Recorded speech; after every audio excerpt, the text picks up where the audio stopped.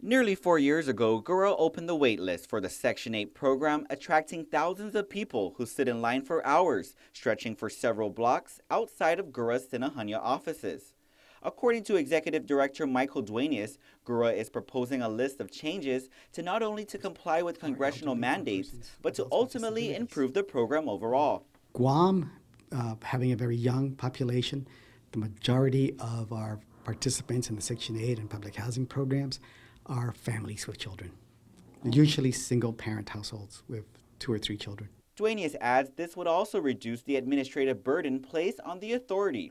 On Guam, there are currently 731 families under the public housing program and about 2,400 families under Section 8.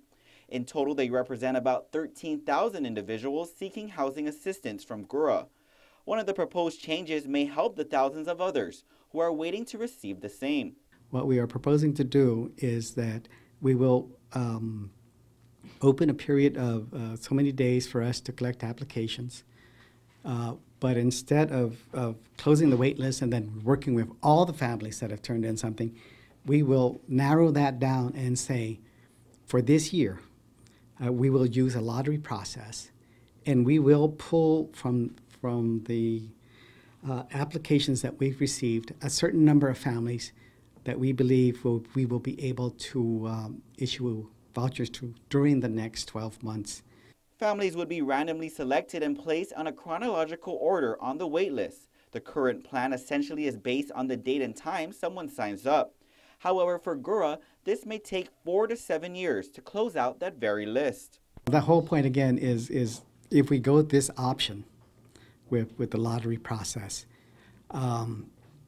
we can then manage it in a way that we will open up the wait list, as I said, every 12 to 18 months as we exhaust that smaller wait list.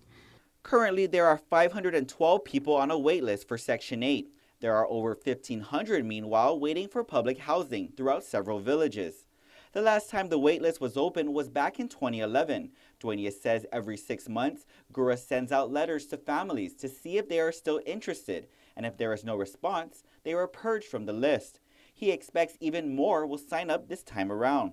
The market for Section 8 assistance, so to speak, is larger than the 8% of the families that we are currently assisting. So it's still high then? There we will always have we can expect to have a wait list for maybe another 10 years or so. As family incomes increase, maybe we'll see a lessening of demand. But until the economy reaches that point, we think we'll still have to be maintaining a wait list. As for when the actual wait list will reopen, Duenas says they are still evaluating the process, but expects at the earliest possibly in March. Meanwhile, the proposed changes to the administrative plan for Gura and the Section 8 program is available at gura.org. A public hearing is set for November 5th at Gura's main offices in Sinahanya at 2 o'clock in the afternoon. Comments will be accepted through November 9th. Reporting for Guam's News Network, I'm Ken Quintaniza.